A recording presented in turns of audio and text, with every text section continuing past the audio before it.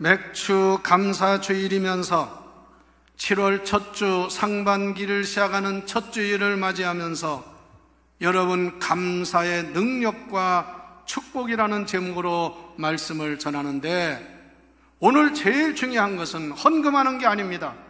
여러분의 감사의 신앙을 회복하시기를 바랍니다.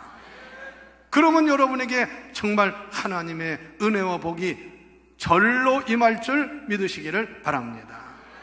그러나 아무리 잘 살고 좋은 환경이고요, 남보다 여러 가지 유복한 생활을 해도요, 감사하지 않아 보세요. 불평하고 원망해 보세요.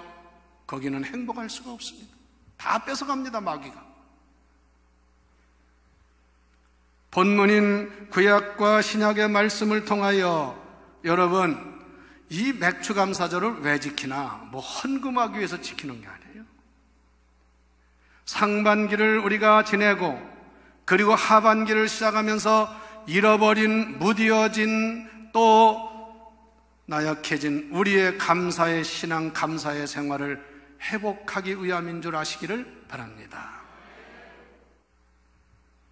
지금 세계에서 제일 잘 사는 나라는 얼마나 잘 사는지 아십니까?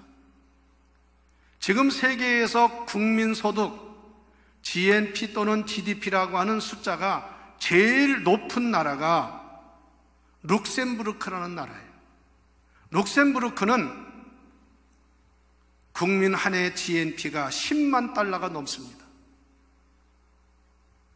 그 다음에 카타르나 덴마크나 또는 노르웨이 같은, 스웨덴 같은 이런 나라들이 아주 랭킹 잘 사는 나라들입니다.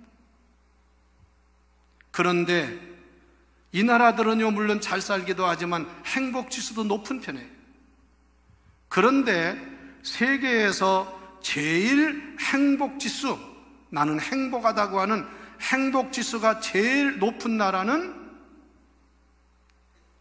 조사한 바에 의하면 저 히말라야 산자락에 있는 고산지대고, 그리고 중국과 인도 국경에 접근해 있는 부탄이라는 나라입니다. 이 나라는 인구 70만에 1년 백성들의 GNP가 6,500불입니다. 6만 5천이 아니라 6,500불입니다. 사는 걸로 따져서는 아주 저 밑에예요. 대한민국은 여러분 지금 국민 소득이 1년에 GNP가 2만 9천 불입니다. 아직 3만 불이 안 된다고 그래요. 그리고 행복지수는 OECD 30개국 중에서 27위입니다. 250개 세계 나라 중에서 약 120위가 됩니다.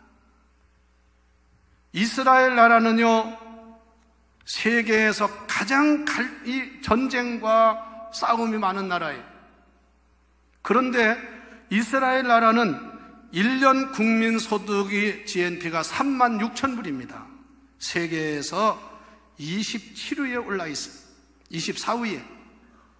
그런데 행복지수는 7위입니다. 7위. 이스라엘이 살기 좋아요? 사막지대입니다.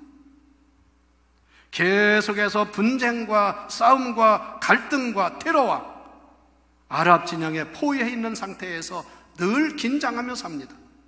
그런데 이들은 세계에서 행복지수가 랭킹 10위 안에 들어간다. 이스라엘의 학자들이 정치가가 우리나라 왔다가 대한민국이 못 사는 이유를 자기는 모르겠다는 거예요. 자기들보다 왜 이렇게 물이 많고 이렇게 숲이 좋고 평지가 많은데 이스라엘은 그런데 다 산악지대에다가 물이 없고 말입니다. 광야 지역이잖아요. 사막지대입니다. 문제는요, 얼마나 돈을 많이 벌고 얼마나 호화롭게 사느냐가 중요한 게 아니라 오막사라 같은 데 살아도, 사골세를 살아도 그 마음에 감사와 기쁨이 있어야 행복한 것입니다. 아무리 좋은지 뭐가 중요해요? 유대나라 이스라엘 백성들은 1년에 3대 절기가 있어요. 이건 아주 지금까지 전통적으로 생명처럼 지킵니다. 그 3대 절기가 뭐냐?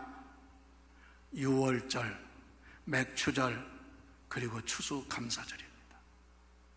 여기 성경은 1년의 이 3대 절기는 모든 이스라엘 백성들은 하나님이 정한 곳에서 지킬지어다. 할렐루야. 그래서 이들은 지금까지, 여러분, 6월절이 뭡니까? 애굽에서 430년도의 생활을 했어요. 근데 400년이라고 하죠. 왜 400년인지 아세요? 430년 동안에 요셉이 다스리던 시대가 30년입니다. 그때는 노예가 아니었어요. 요셉이 죽고 나서는 이스라엘 백성은 노예였습니다. 그 기간이 400. 우리나라 조선이 몇 년이에요? 조선 왕조가 몇 년이에요? 예? 500년이라 500년. 기나긴 역사죠. 그런데 이스라엘 백성들은 400년 동안을 애굽의 종살이 노릇을 했어요. 그리고 거기서 해방되어 가지고 40년을 광야 생활을 했어요. 이런 민족이 세상에 없습니다. 그런데 그들이 지금까지 애굽에서 해방시켜 주신 하나님의 은혜를 감사해서 지키는 절기가 6월절입니다. 6월절. 아니, 그 자손들이 지금 몇천 년이 지났는데, 출애굽했을 때 지금과는 예수님 온 지도 벌써 2000년이 넘었는데, 수천 년이 지났는데 지금도 그 절기를 일주일 동안 지키는 거예요. 우리들은 반성하고 회개해야 돼요. 맥추감사절도 안 지켜요. 하루도.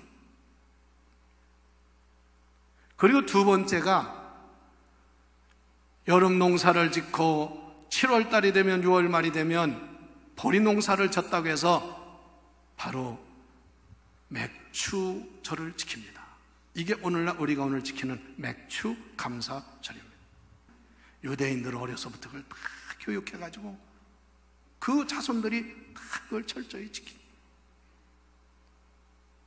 그래서 광야 생활 속에서 그 어려운 이스라엘 나라의 하나님이 먹을 걸 주시고 농사를 지게 하셔서 그 은혜를 감사하여 첫 열매를 드리는 맥추감사절을 지키고 있어요. 그리고 가을에 농사를 져서 마지막에 추수감사절을 지키는데, 이 3대 절기는 다 같이 감사절입니다. 감사하는 절기야, 감사. 이걸 회복하라, 그 말입니다. 여러분들, 오늘 맥추감사절을 맞이해서 나의 신앙은 어떤지 한번 반성해요. 지난 날을 한번 더듬어 보면서 반성해 보세요. 이스라엘 백성들이 감사는 없고 무슨 재물만 갖다 드릴 때 이사야를 통해서 그거 가져오지 말라 그래.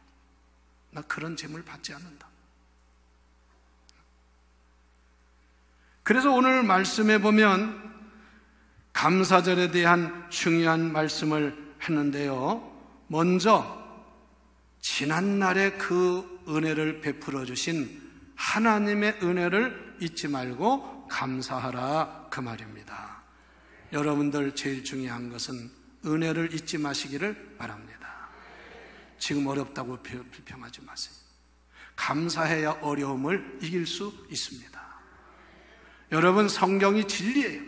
어려울수록 감사하세요. 어려울수록 감사하세요. 그러면 변하여 감사할 일이 생길 줄 믿으세요. 불평해보세요. 자꾸 불평한 일만 꼬리를 물고 일어납니다. 몸이 아파요? 불평하지 마세요. 자꾸 감사해보세요. 감사하는 가운데 하나님의 기적이 일어납니다. 지난날 400년 동안 40년 동안 광야 생활을 하면서, 지난주에도 말씀드렸죠. 신명기 8장에 너희가 40년 광야 생활할 때 의복이 헤어져서 발가벗은 적 있느냐? 신발이 없어서 맨발로 다닌 적 있느냐? 먹을 것이 없어서 굶은 적 있느냐? 마실 물이 없어서 물을 못 마신 적 있느냐? 너희에게 다 하나님이 40년을 책임지고 너희들을 지켜주고 보호하지 않았느냐? 그 은혜를 잊지 말라, 그 말씀입니다. 성도 여러분, 오늘 우리도 하나님의 지난날에 우리 베풀어 주신 은혜를 생각하면서 이 맥추감사절을 감사하시기를 축원합니다. 아유, 나 뭐 감사할 게 없다고, 나는 뭐, 그런 사람에게는 감사할 일이 또 안 생깁니다. 그런 거에도 불구하고 감사할 수 있어요. 그 다음에 하나님께 감사절을 어떻게 지키라고 했느냐? 오늘 10절에 보면 세 가지로 말씀했어요. 10절에 내 하나님 여호와 앞에 7절을 지키되, 이게 맥추절이죠. 내 하나님 여호와께서 내게 복을 주신 대로 내 힘을 헤아려 자원하는 예물을 드리라 그랬습니다. 이 세 가지가 맥추절을 지키는, 감사절을 지키는 자세입니다. 첫째는 뭐냐? 다 같이 복을 주신 대로, 우리가 하나님께 복을 주신 대로 그 은혜를 감사하라고 말해요. 여러분들 이런 사람이 있어요? 나는 복 받은 게 하나도 없어요. 나는 복 받은 게 없어서 감사할 것도 없어요. 그 사람 자신에게 문제가 있어 말해야 돼. 내가 지금 여기 있고 내가 사는 것이 하나님의 축복임을 알아야 합니다. 주신 복대로 감사하라, 이렇게 말씀을 하는 거예요. 그래서 제가 이번 감사절에는 감사의 제목을 7가지를, 5가지를 써보라는 거예요. 한번 쓰면서 기도하면서 생각해보자. 주신 대로, 복을 주신 대로 감사하라. 두 번째는 뭐라겠냐? 다 같이 내 힘을 헤아려 감사하라. 여기 힘을 헤아려라는 말은 영어로는 프로포션이라는 말인데요, 이건 무슨 뜻이냐면 내 받은 복에 비례하여, 내 받은 삶의 비율로, 균형에 맞춰서 감사할 줄 알아라, 그 말입니다. 또 내 힘, 내 능력에 따라서 감사하라, 이런 뜻이에요.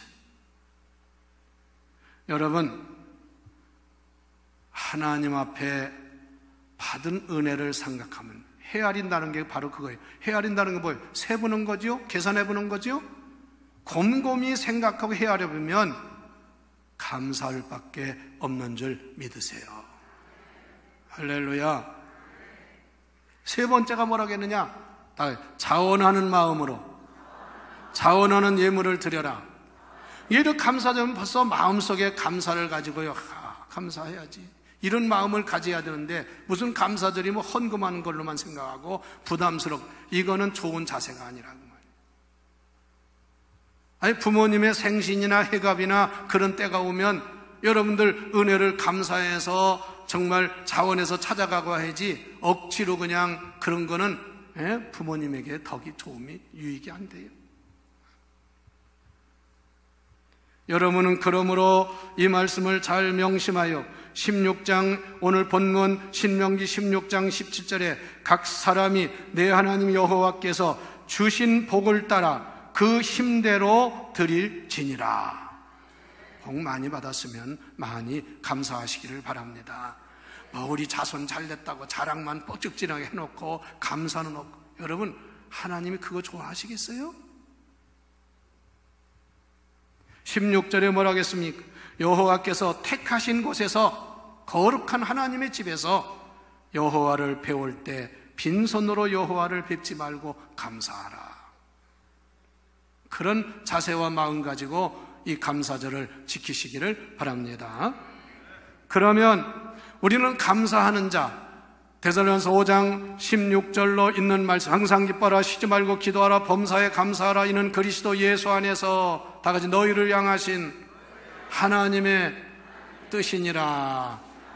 다시 말하면 감사는 하나님의 뜻을 이루는 일이요, 하나님께 영광을 돌리는 일인 줄 믿으시기를 바랍니다. 이게 감사예요. 그래서 우리가 감사하면 무슨 복을 받느냐? 하나님께 영광을 돌립니다. 하나님을 영화롭게 하는 것입니다. 그래서 시편 50편 23절에 감사로 제사를 드리는 자가 나를 영화롭게 하리니, 하나님을 영화롭게. 여러분, 우리의 예배는 하나님을 영화롭게 해야 합니다.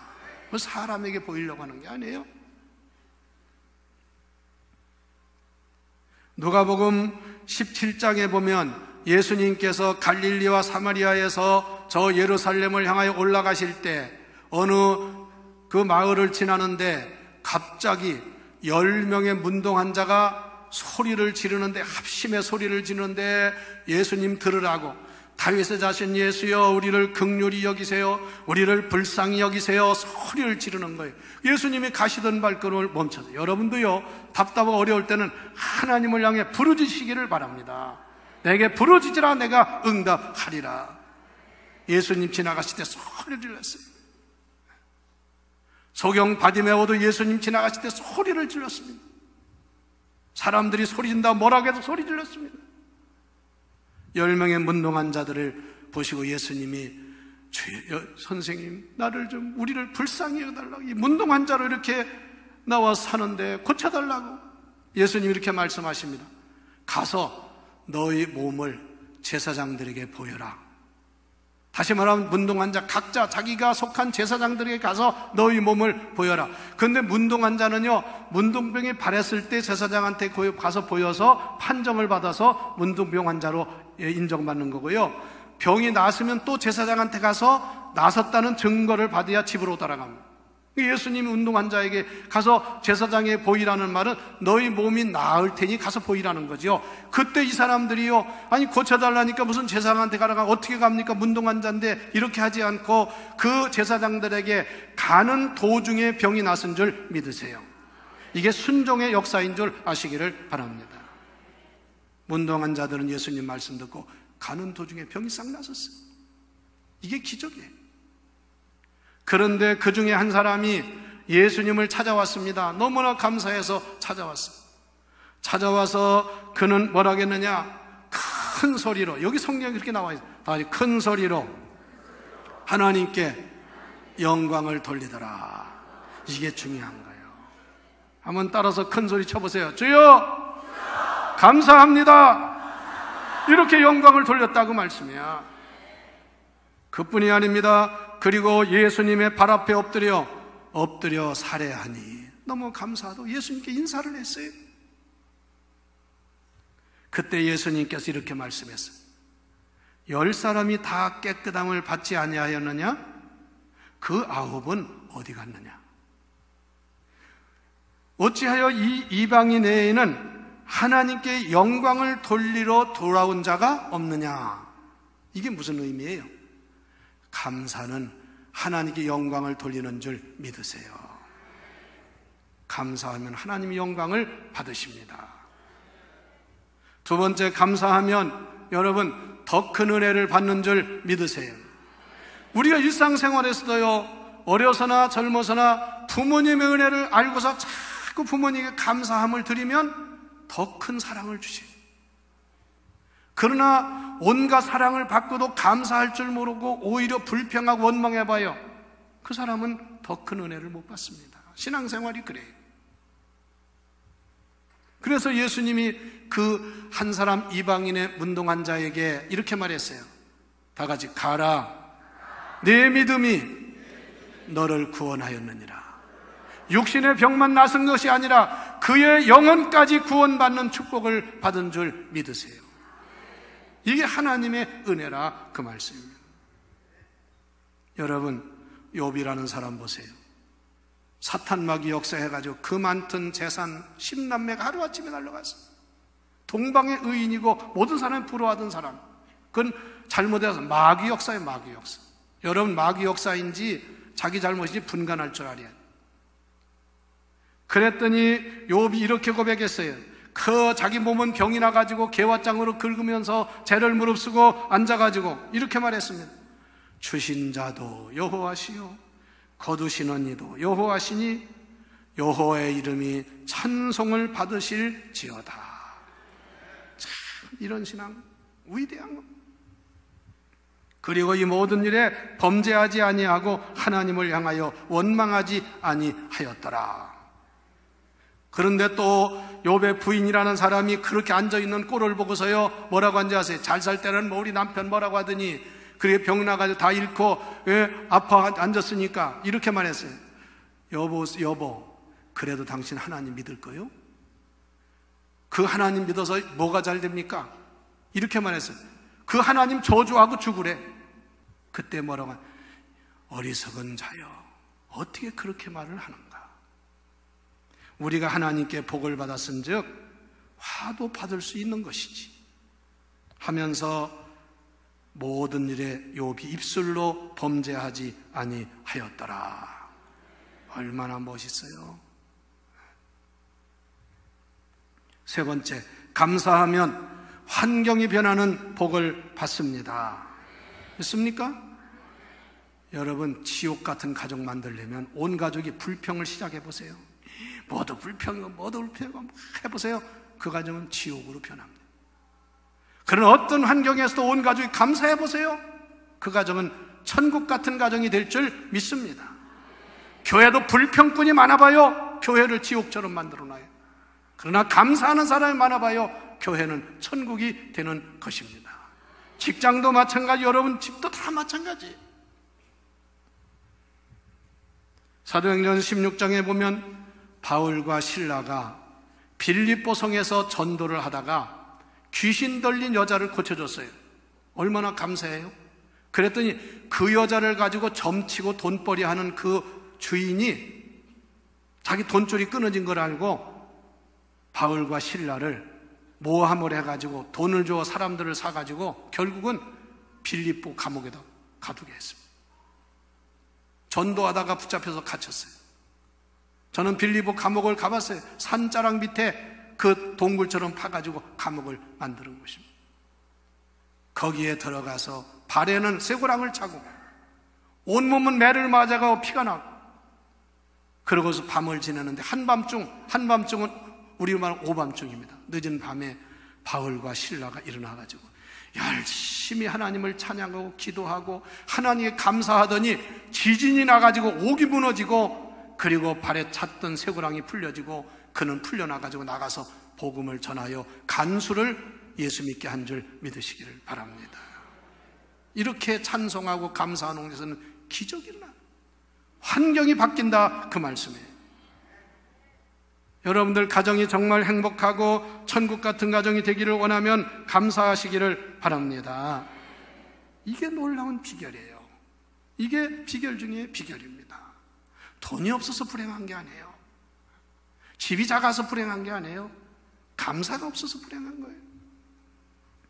마지막으로 감사하면 치유의 역사가 일어납니다. 병도 고쳐진다, 그 말이에요. 내적 치유가 일어난다고. 요즘 내적 치유 세미나 이런 거 많이 하는데요. 그런 거 아무리 가도 별로 효과 없는 게 많고 여러분들 기본적으로 하나님의 은혜를 감사하시기를 바랍니다. 감사의 신앙을 회복하시기를 바랍니다. 감사는 병을 치료하는 역사가 일어난다, 그 말이에요. 불평, 불만은 독소와 같은 거예요. 그러므로 우리가 감사함으로 환경이 변할 뿐 아니라 기적의 주인공이 되어야 합니다. 성도 여러분, 맥주감사절을 맞이해서 우리의 삶을 감사하는 패턴으로 바꿉시다. 늘 마음속으로 감사하고 생각으로 감사하고 말로 감사하고 생활 속에 행동으로 감사하는 자가 됩시다. 그래서 하나님의 놀라운 은혜와 축복을 받을 뿐 아니라 남에게 줄 수 있는 저나 여러분 되기를 주의 이름으로 축원합니다.